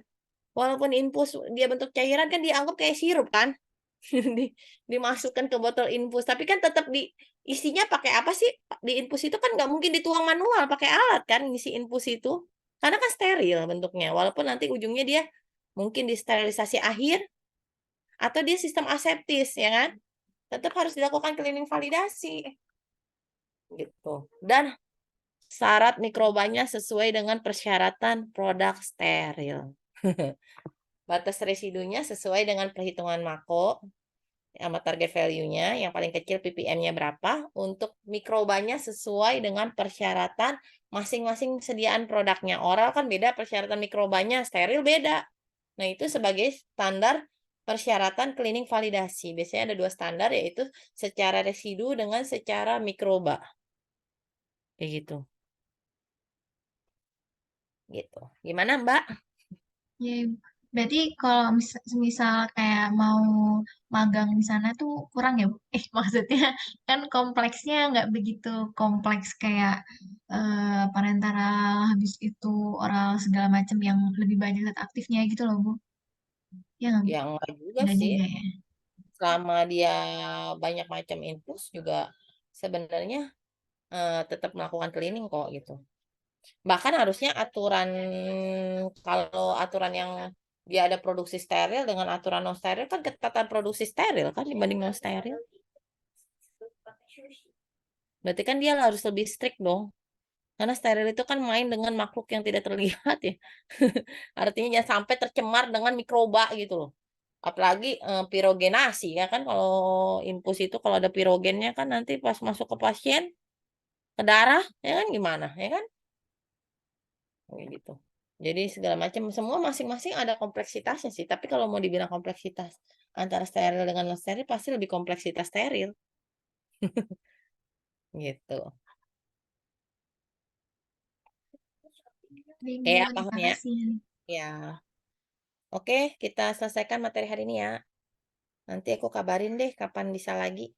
Ya kalau aku usahakan minggu ini masih bisa sekali lagi, aku usahakan nanti aku info lagi ya. Ya. Berarti yang Kamis besok gak jadi ya, Bu? Belum tentu, tergantung lihat aku waktunya. Oh iya, Awan gitu kadang, bisa nih jam segini yuk gitu. Ya kalian harus standby aja gitu. baik Bu. Ya, hari ini berarti absennya farmasi industri ya, tolong absenin. Iya Ibu. Oke, sekian materi hari ini. Thank you semua, meet malam, meet istirahat. Assalamualaikum warahmatullahi wabarakatuh. Waalaikumsalam warahmatullahi wabarakatuh. Terima kasih banyak Bu. Terima kasih, Bu. Terima kasih, Terima kasih, Bu. Bu.